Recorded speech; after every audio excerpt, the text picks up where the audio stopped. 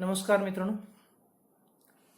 मी Shri U.D. Patil, सहाय्यक प्राध्यापक, भूगोल विभाग, कला वाणिज्य व विज्ञान महाविद्यालय, पलूस, आपल्या सर्वांचं स्वागत करीत आहे.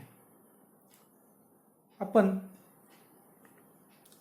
BA भाग 3 सेमिस्टर 6 भूगोल पेपर नंबर 11 नागरी भूगोल या विषयाचा अभ्यास करीत आहोत. सिलेबस ऑफ अर्बन जिओग्राफी नागरी भूगोलाचा अभ्यासक्रम इंट्रोड्यूस फ्रॉम जून 2020 की ज्याचा परिचय आपल्याला जून 2020 पासून झालेला आहे. या अभ्यासक्रमामध्ये 4 मॉड्यूल्स आहेत. Module first introduction to urban geography, नागरी भूगोलाचा परिचय. मॉड्यूल सेकंड अर्बनायझेशन, नागरीकरण. Module third structure and morphology of urban centres, नागरी संरचना व नागरी रूपिके. Module 4 urban problem and issues, नागरी समस्या व त्या संदर्भातील उपाययोजना. या सर्व अभ्यासक्रम आपण अभ्यासत आहोत आणि यामध्ये मित्रांनो आपण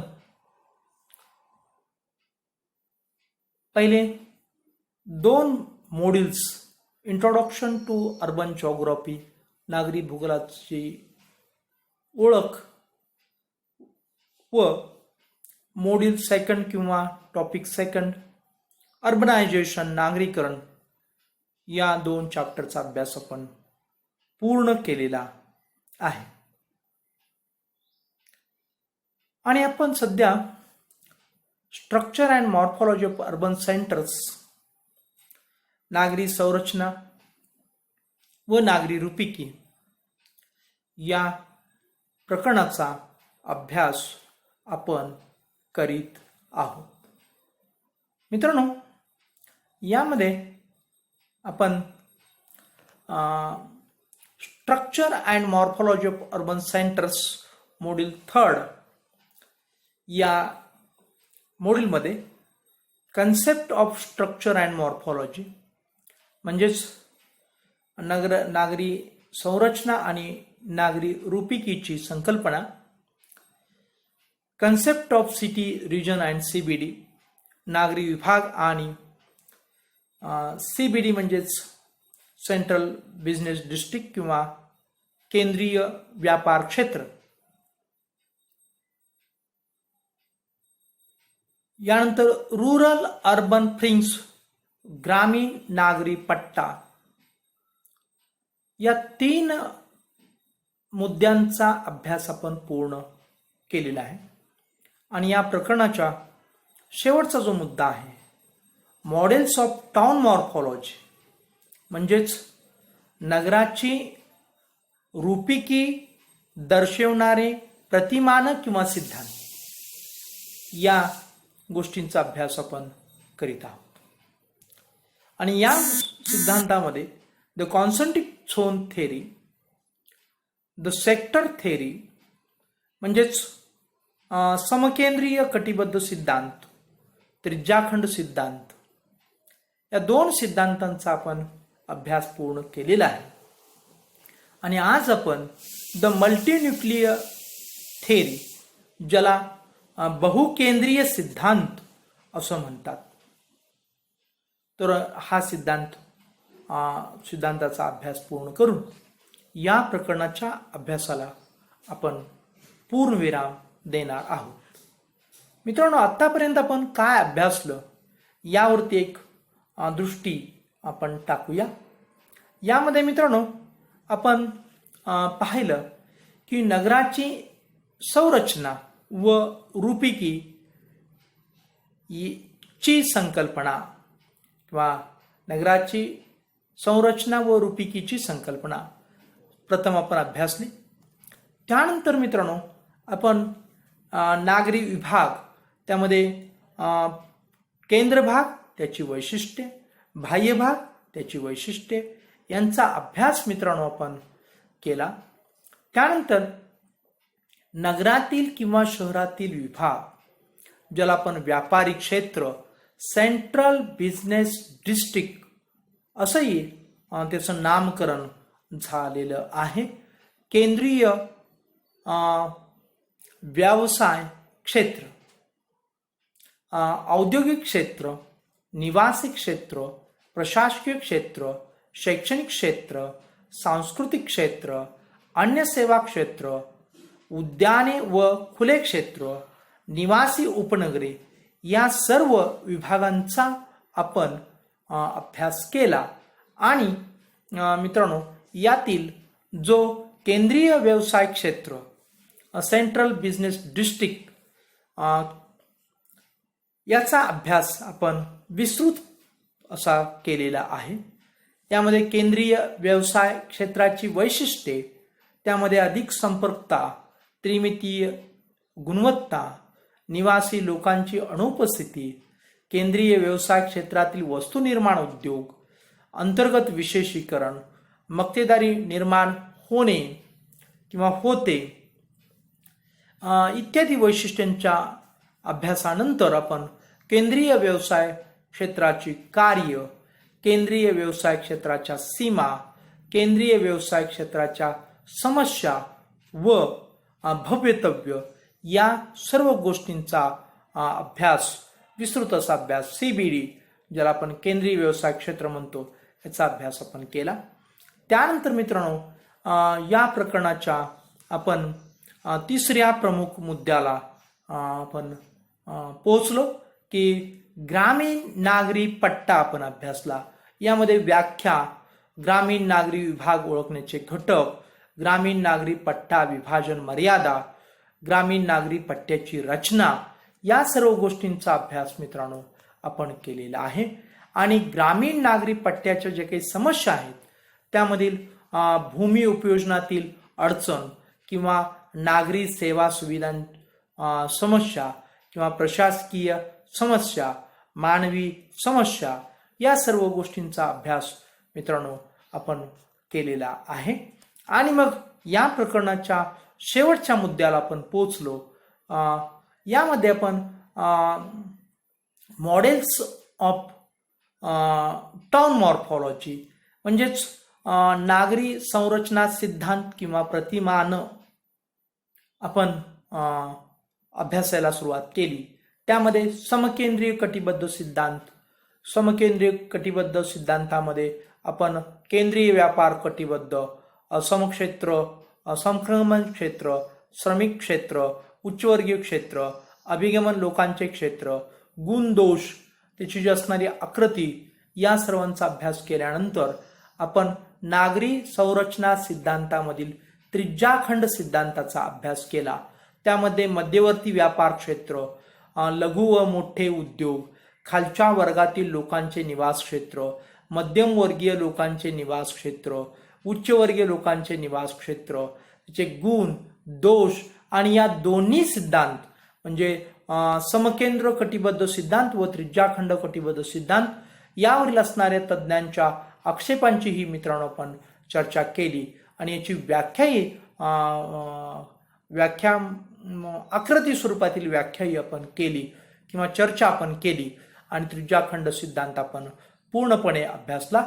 आणि मित्रांनो आज आपल्याला अत्यंत महत्त्वपूर्ण आणि शेवटचा ज्याला आपण मॉडेल्स ऑफ टाउन मॉर्फॉलॉजी असं म्हटलेलं होतं की नागरी संरचनेच्या संदर्भातील सिद्धांत किंवा प्रतिमाने मधील शेवटचं जे काही प्रतिमान आहे ते म्हणजे बहुकेंद्रीय सिद्धांत आपण पाहणार आहोत. मित्रांनो हा जो सिद्धांत आहे हा सिद्धांताची जी काही पूर्वपेटिका आहे ती थोडीशी आपण समजून घेऊन यातील जे काही विभाग आहेत, याची जी काही आकृती आहे, या सर्व गोष्टी आपण अभ्यासणार आहोत. मित्रांनो, हा जो सिद्धांत आहे, हा सिद्धांत C.D. हॅरिस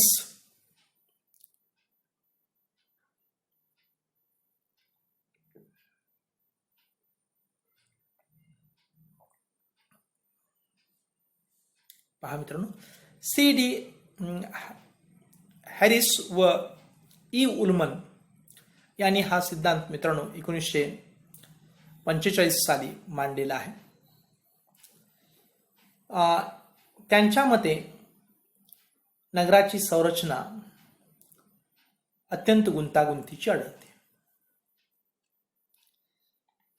आपण वरील 2 सिद्धांतामधून याशिवाय आत्तापर्यंत आपण जे काही या प्रकरणाचा अभ्यास करीत आलेलो आहोत, यातूनही हॅरिस व उल्मन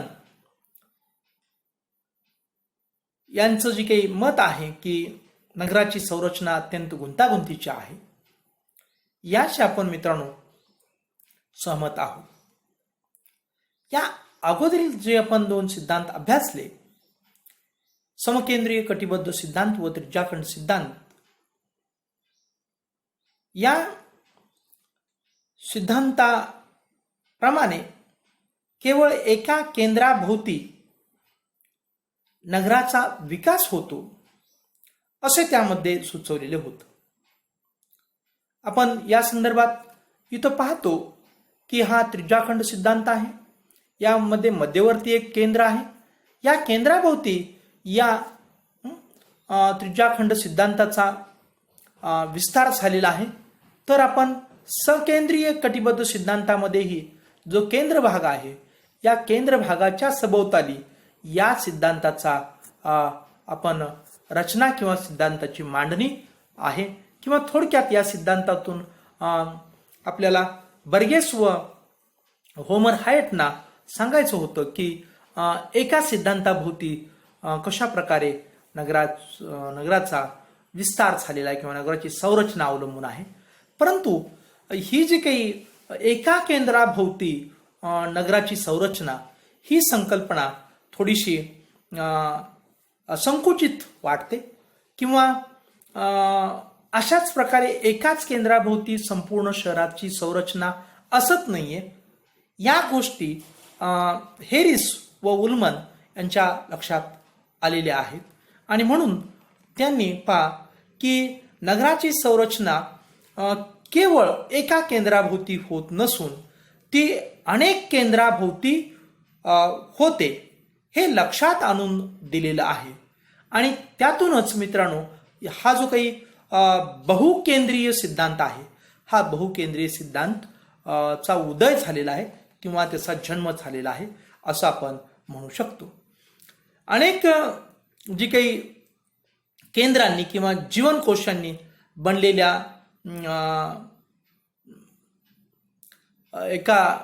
अनेक जीवनकोश म्हणजे अनेक अशा केंद्रांनी बनलेले जे काही सिद्धांत आहेत, या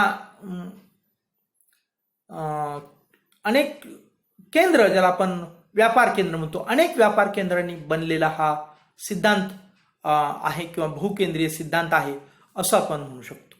की अनेक ठिकाणी या ठिकाणी आपल्याला या सिद्धांतामध्ये पाहायला मिळतं, कृतीमध्ये पाहायला मिळतं की अनेक ठिकाणी व्यापार, जी काही व्यापार आहे तो व्यापार विभागलेला आपल्याला पाहायला मिळतो पहा.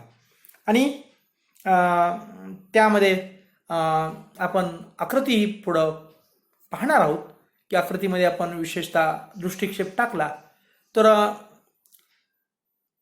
अनेक केंद्र या ठिकाणी, यांचं असं मत आहे की या सर्वच केंद्रांच्या मधून किंवा केंद्राच्या सभोवताली निवासी क्षेत्र असतात आणि या सर्वच केंद्रांच्या ठिकाणी व्यापार क्षेत्र, जे काही फक्त एकाच ठिकाणी व्यापार चालायचा तसं नाही, तर अनेक ठिकाणी व्यापारच पोचलेला आहे, असंही या बहुकेंद्रीय सिद्धांताचं वैशिष्ट्य आपल्याला या ठिकाणी यांनी लक्षात आणून दिलेलं आहे.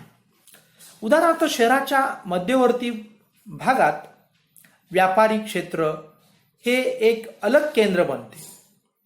त्याचप्रमाणे निवासी क्षेत्र, औद्योगिक क्षेत्र, शैक्षणिक, प्रशासकीय, सांस्कृतिक क्षेत्र असे विभाग स्वतंत्र असतात. काही शहरामध्ये अशी केंद्रे अगदी सुरुवातीच्या काळापासून असतात, तर काही नगरात जसा नगराचा विकास होतो त्याबरोबर स्वतंत्र लहान लहान केंद्रे निर्माण होतात व त्यातील प्रत्येक केंद्राचे कार्य स्वतंत्र असते. त्या केंद्राच्या भूमीचा वापर व्यवसायातील विशेषीकरणाची गरज, व्यवसायाचे एकत्रीकरण किंवा काही व्यवसायातील विरोधाभासामुळे विशिष्ट कारणासाठीच केला जातो. उच्चवर्गीय लोकांची निवास क्षेत्रे अवजड उद्योगाजवळ क्वचित प्रसंगीच जवळजवळ स्थापन होतात. तर मित्रांनो, या पूर्वपीठिकेमध्ये आपल्या लक्षात आणून दिले आहे की फक्त एकच केंद्र नगर विकासाचा असत नाहीये, तर इतरही अनेक केंद्र असतात की ज्यामुळं नगराचा विकास किंवा नगर त्याच्याही सभोवताली केंद्रित झालेलं आपल्याला पाहायला मिळतं. असं या बहुकेंद्रीय सिद्धांताची पूर्वपीठिका आपल्याला सांगते. हॅरिस आणि उल्मन यांनी शहरांच्या संरचनेसंदर्भात तयार केले जे मॉडेल आहे व त्याची जी काही रचना आहे ही आपल्याला याप्रमाणे दिसते. यातील जी काही क्षेत्र आहेत ही क्षेत्र मध्यवर्ती व्यापार क्षेत्र, ठोक मालाची दुकाने व लघु उद्योग, कनिष्ठ वर्गातील लोकांचे निवास क्षेत्र, मध्यमवर्गीय वर्गातील लोकांची निवास क्षेत्रे, उच्च वर्गातील लोकांची निवास क्षेत्रे, मोठे अवजड उद्योग क्षेत्र, व्यापारी बाह्य क्षेत्र, निवासी उपनगर, औद्योगिक उपनगर इत्यादी प्रकारे हा सिद्धांत बहुकेंद्रीय सिद्धांत म्हणून आपल्याला परिचित होत आहे. आणि हा सिद्धांत हॅरिस व उल्मन यांनी 1945 मध्ये मांडलेला आहे. आणि मित्रांनो, या सिद्धांताच्या संदर्भात आपण आकृती सुद्धा पाहूया किंवा मॉडेल याचं पाहूया की कशा प्रकारे हा सिद्धांत आहे. यामध्ये आपल्याला हा एक जो आकडा आहे, हा एक आकडा म्हणजे मित्रांनो या ठिकाणी नेमकं काय आहे हे आपण पाहूया.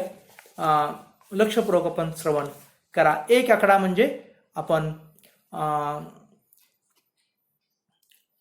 मध्यवर्ती व्यापार क्षेत्र आहे. तर या आकृतीमधला जो दुसरा आकडा आहे, ठोक मालाची दुकाने व लघु उद्योग. तिसरा जो आकडा आहे हा आहे कनिष्ठ वर्गातील लोकांची निवास क्षेत्रे. ही निवास क्षेत्र तिसऱ्या आकड्याने दाखवलेत आणि ही निवास क्षेत्र मित्रांनो कुठं आहेत पहा. आपण अर्थात पुढं याचं भाष्य करू, अगोदर पाहून घेऊया की 3 ठिकाणी आपल्याला ही कनिष्ठ वर्गातील लोकांची निवास क्षेत्र या आकृतीमध्ये पाहायला मिळतात. त्याच्यानंतर पहा की आपल्याला चौथा आकडा आहे मध्यम वर्गातील लोकांची निवास क्षेत्रे. तर ही एकाच ठिकाणी आपल्याला एकच असा भाग आहे, परंतु विस्तृत आहे. अगदी उत्तरेकडे असणारा जो काही 3 नंबरचा भाग आहे त्याशी संलग्न, पुन्हा 1 नंबरच्या भागाशी संलग्न, 7 नंबरच्या भागाशी संलग्न असा हा मध्यम वर्गातील लोकांचे निवास क्षेत्र आहे. अर्थात पुढेही आपण यावरती भाष्य करू.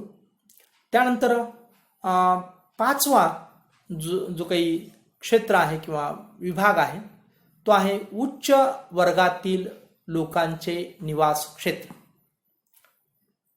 उच्च वर्गातील लोकांचे निवास क्षेत्र. तर हे आपल्याला पूर्वेकडच्या बाजूला हे लोक राहत आहेत असं या ठिकाणी दिसत आहेत आणि हे एकच क्षेत्र आहे हे आपण या ठिकाणी लक्षात घ्या. आणि त्यानंतर 6वा जो विभाग आहे त्या विभागाचं नाव आहे, आकृतीमध्ये आपण 6 अंकाकडं पहा, 6 कुठं लिहिलं आहे, मोठे अवजड उद्योग. आणि 7वा जो विभाग आहे तो व्यापारी बाह्य क्षेत्र. बघा, व्यापारी बाह्य क्षेत्र. आणि 8वा जो विभाग आहे यामध्ये आपण निवासी उपनगर आणि औद्योगिक उपनगर असा हा 8वा आणि 9वा विभाग आपल्याला या ठिकाणी पाहायला मिळतो. अर्थात 8वा विभाग तुम्हाला आकृतीत दिसत नाहीये, कारण मी या ठिकाणी माझी प्रतिकृती येते म्हणून मी थोडीशी माझी प्रतिकृती मध्यवर्ती घेतोय, जेणेकरून तुम्हाला 8वा विभागाचं दर्शन होईल. हा 8वा विभाग जो आहे हा निवासी उपनगर आहे आणि 9वा विभाग आहे हा औद्योगिक उपनगर आहे मित्रांनो. तर अशा प्रकारे हे सर्व विभाग आणि या सर्व विभागामध्ये पूर्वीचे जे काही सिद्धांत होते त्या सिद्धांताच्या संदर्भात आपल्याला सांगायचं जर झालं तर एकच व्यापार क्षेत्र असायचं. आता व्यापार क्षेत्र पहा कुठं कुठं विभागलेलं आपल्याला पाहायला मिळतं की एक मध्यवर्ती व्यापार क्षेत्र तर आहेच, परंतु व्यापारी बाह्य क्षेत्र म्हणून 7 नंबरलाही आपल्याला पाहायला मिळते पहा.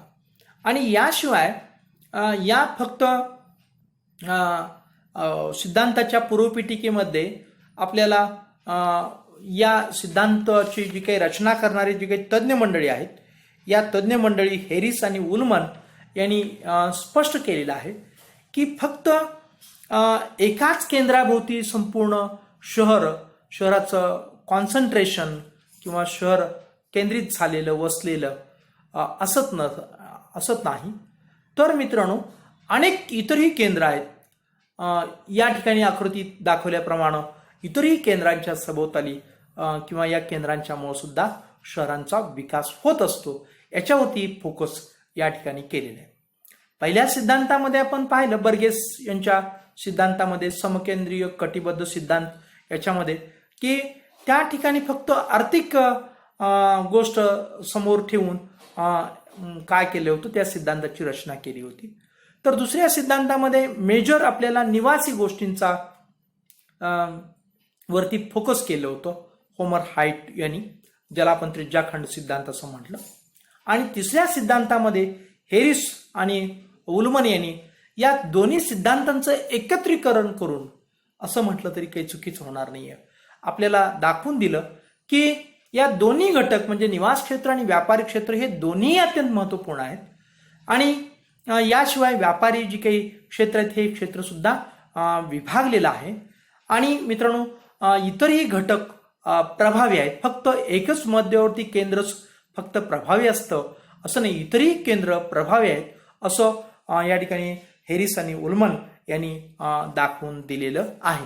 हे या सिद्धांताचं खास वैशिष्ट्य आहे असं आपण म्हटलं तर चुकीचं ठरणार नाहीये पा. तर या सिद्धांतामधील जी काही विभाग आहेत या विभागांच्याकडं थोडंसं आपण भाष्य करूया की मध्यवर्ती व्यापारी क्षेत्र याच्यामध्ये नेहमीप्रमाणेच काय असतं की या संपूर्ण नगराची जी काही महत्त्वपूर्ण गोष्टी आहेत, घडामोडी आहेत, या सर्व घडामोडीमधील हे केंद्र म्हणजे त्या ठिकाणी या नगराचे प्रशासकीय कार्य किंवा कार्यालय तिथं असतील, मग बँका असतील किंवा विमा कंपन्या असतील किंवा परदेशीय जे काही बँका आहेत त्या बँकांची केंद्र असतील किंवा इतर जी काही केंद्र जर प्रशासकीय शहर असेल तर त्याची त्या ठिकाणी मध्यवर्ती काही कार्यालय तिथं असतील, याचबरोबर दुकानं असतील, याचबरोबर मनोरंजनाची ठिकाणं असतील, याचबरोबर अनेक जी काही महत्त्वपूर्ण गोष्टी जीवनावश्यक गोष्टींची अनेक केंद्र या ठिकाणी असतील. त्याचबरोबर की बहुकेंद्रीय सिद्धांतामध्ये दुसऱ्या आकड्यामध्ये आपल्याला सांगितले की ठोक मालाची दुकाने आपल्याला या ठिकाणी पाहायला मिळतात. तर ही दुकानं सुद्धा म्हणजेच फक्त एकाच केंद्र नाही, तर ही दुकानं दुसऱ्या ठिकाणी म्हणजे दुसऱ्या सेक्टरमध्ये सुद्धा किंवा दुसऱ्या विभागात सुद्धा आपल्याला ही दुकानं पाहायला मिळतात. पूर्वीसारखं एकाच ठिकाणी ही मक्तेदारी नाही दुकानांची, तर ठोक मालाची दुकानं आपल्याला या दुसऱ्याही विभागामध्ये पाहायला मिळतात. इथं लघु उद्योग सुद्धा या ठिकाणी चालतात. मग ती एखाद्या दुग्ध व्यवसायावरती प्रक्रिया करणारा उद्योग असू दे, किंबहुना आपले एखादी प्रेस असू दे, किंबहुना इतर काही छोटे छोटे उद्योग जे आहेत, जीवनावश्यक असे उद्योग या ठिकाणी आपल्याला पाहायला मिळतात. या पूर्वी फक्त हे पूर्वीच्या सिद्धांतामध्ये फक्त मध्यवर्ती व्यापार क्षेत्रामध्येच हे सर्व असायचं, परंतु हे स्वतंत्र विभाग या ठिकाणी दाखवले आहे आणि स्पष्ट केले की बहुकेंद्रीय सिद्धांत या नावाने हे स्पष्ट झालेलं आहे. आणि त्यानंतर मित्रांनो, कनिष्ठ लोकांची जी काही निवास क्षेत्र आहेत, ही निवास क्षेत्र, मध्यम वर्गातील लोकांची निवास क्षेत्र, या निवास क्षेत्राच्या संदर्भात आपल्याला काय सांगता येतं की वास्तविकपणे जी काही हे जी काही कनिष्ठ वर्गातील लोकांचं निवास क्षेत्र आहे हे कुठं आहे आपल्याला पाहायला मिळतं की जे काही मोठे अवजड उद्योग आहेत, 6 नंबर या ठिकाणी आकडा दाखवला आहे, 6वा आकडा, 6 नंबर मोठे अवजड उद्योग, याशी संबंधित आपल्याला हे 3 नंबरचं क्षेत्र पाहायला मिळतं. याचबरोबर जे काही ठोक मालाची दुकानं व लघु उद्योग हे 2 नंबरचं जे ठिकाण आहे, या ठिकाणीही संबंधित हे कनिष्ठ वर्गातील लोक राहतात. याशिवाय की जे काही मध्यवर्ती व्यापार क्षेत्र आहे, याशी संबंधित हे 3 नंबरचे लोक राहतात, असं चित्र या ठिकाणी आपल्याला पाहायला मिळतं. आणि मग मध्यम वर्गातील लोकांची जी काही निवासस्थान आहेत, ही निवासस्थानं आपल्याला व्यापार जी काही बाह्य व्यापार क्षेत्र आणि मध्यवर्ती व्यापार क्षेत्र याच्या दरम्यान आपल्याला मध्यम वर्गातील लोकांचे निवास क्षेत्र पाहायला मिळतं. आणि उच्च वर्गातील जे काही लोकांचे निवास क्षेत्र आहे, हे निवास क्षेत्र आपल्याला 7 नंबरचा जो आकडा आहे, बाह्य व्यापारी क्षेत्र, याच्या संलग्न असलेलं आपल्याला पाहायला मिळतात. तर मित्रांनो, आपण 8 आणि 9 ही जी काही महत्वपूर्ण ठिकाण आहेत, याला आपण काय म्हटलेलं होतं की निवासी उपनगर. हे शहरामध्ये खूप निवासी उपनगर का निर्माण होतं यावरती स्वतंत्र एक तासच आपण खर्ची टाकलेला आहे. त्या सर्व गोष्टी कारणीभूत ठरतात आणि उपनगरांची निर्मिती होते.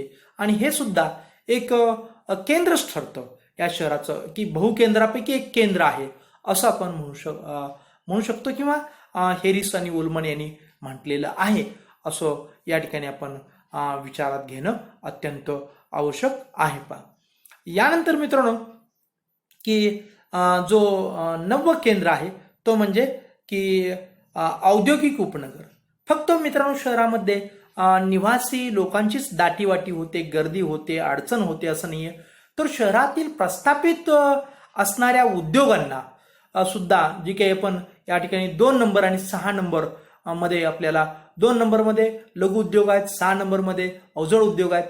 या उद्योगांना जेव्हा दाटी निर्माण होते किंवा अडचणी निर्माण होतात, तेव्हा हे उद्योग बाहेर जातात आणि बाहेर स्वतंत्र औद्योगिक उपनगरामध्ये त्यांची काय होते, स्थापना होते किंवा औद्योगिक उपनगर स्थापन होतं. आणि हे सुद्धा बहुकेंद्रीय सिद्धांताचं वैशिष्ट्य आहे किंवा एक केंद्र आहे असं आपण म्हणू शकतो. अशा प्रकारे मित्रांनो, हा जो काही बहुकेंद्रीय सिद्धांत आहे, हा सिद्धांत अनेक केंद्रांनी स्पष्ट केलेला आहे आणि ही सर्व अत्यंत प्रभावी केंद्र असलेलं या ठिकाणी हेरिस आणि उल्मन यांनी दाखवून दिलेलं आहे.